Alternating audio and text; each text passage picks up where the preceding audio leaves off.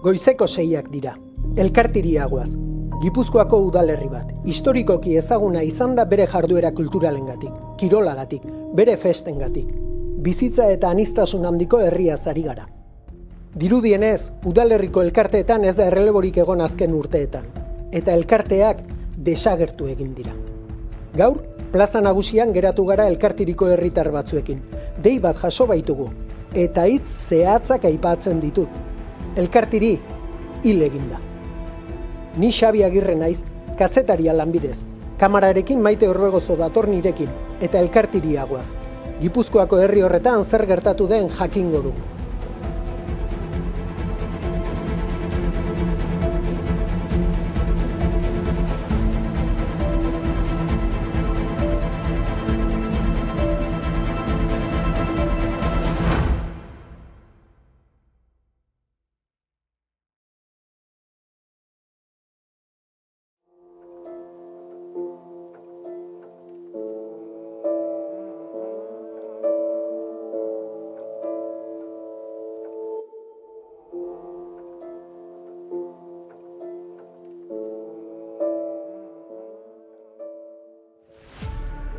El Cartiri ahora está mal, ahora no estamos bien.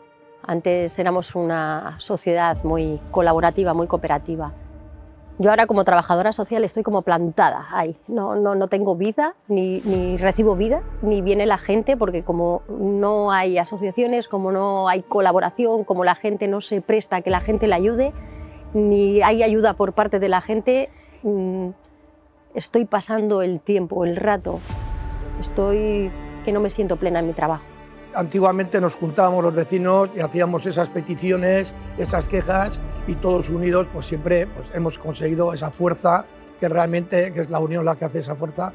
Y hoy en día es una pena porque tocas a un timbre, haces una convocatoria y ya pues no acude nadie. Y esa es la tristeza que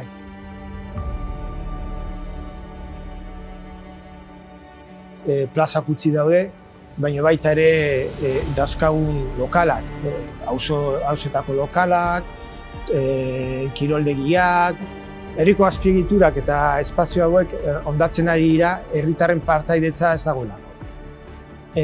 Adibide bat jartzeko, herri honetan festarik ez dago. Herritarren partaidetzarik gabe eta herriko eragilerik gabe ezin ditu guk antolatu, udala bakarrik ezin ditu antolatu. Gainera, gehituko nuke gure herriak kohesionatuta zegoela.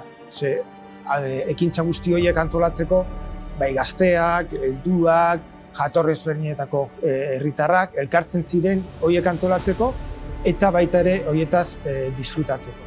La comunidad podía encontrar y poder interlocutar con el alcalde, con los concejales, con la gente que hace la economía, que hace la cultura, que hace la parte social, ¿no? Eso veníamos haciendo en la asociación y posibilitábamos ese diálogo a nivel político, a nivel social y a nivel económico. Es lo que hemos perdido con el cierre de la asociación.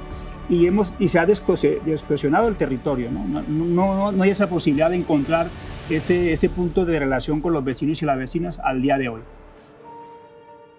Hemos perdido la oportunidad de tener acceso a educación medioambiental para nuestros hijos e hijas, porque si tú llamabas a la Ascensión, ellas acudían a dar talleres a las icastolas, e incluso organizaban recogidas de residuos para nuestras hijas e hijos. Es una lástima. Kultura da galdu duguna, baina ez bakarrik kultura herrikoia deitzen den hori, baizik eta sustraiak galdu ditugu. Desberdin eta berezi egiten gaituen hori galdu dugu. Olentzero, kalejirak, aurreskuak, inauterik, horiek gabe zer egingo dugu.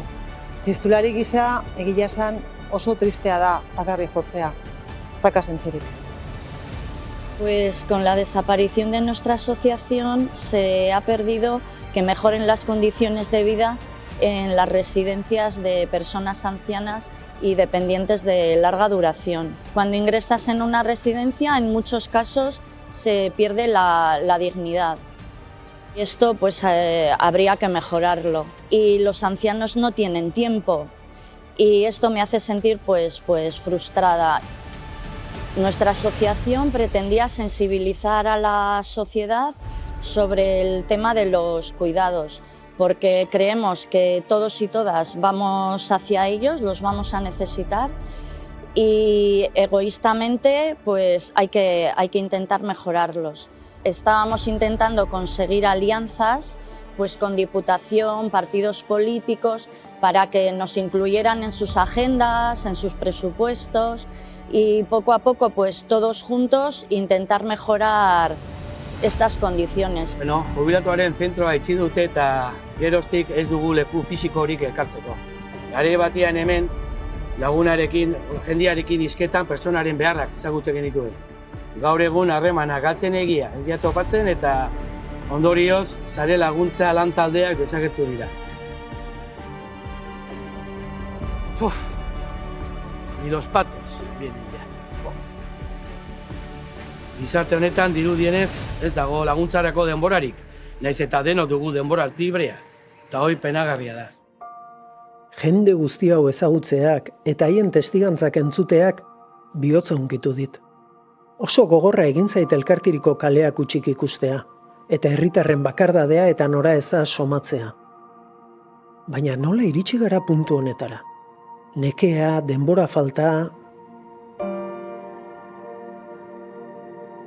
Herritar batek bere testigantzan esan duen bezala, nahi dugunerako beti dago denbora. Eta neronek hainbatetan esandakoak datozkit burura. Oso liatuta nabil, lanez gainezka, leher eginda, lana daukat, aurrak tokatzen zaizkit, eta ezin dut parte hartu. Herritar hauek bezala, ardatzean nia jarri beharrean gua jarriko bagenu, ni eta beti ni. Zer egin ote genezake elkartiri berriro bizitzaz betetako herria izan dadin. Dokumental hau izango da nire ekarpena. Espero dut ezagutu berri ditudan pertsona zoragarri hoiei ahotsa emateko balio izatea. Eta ea herritarrak berriro elkartzen eta konektatzen hasten diren, eta erakundeen laguntzarekin egoerari buelta ematea lortzen dugun. Elkartiri berriro ere bizitzaz bete eta ikusi nahiko nuke, etorkizunari itxaropenez eta ilusioz begiratu ahal izateko.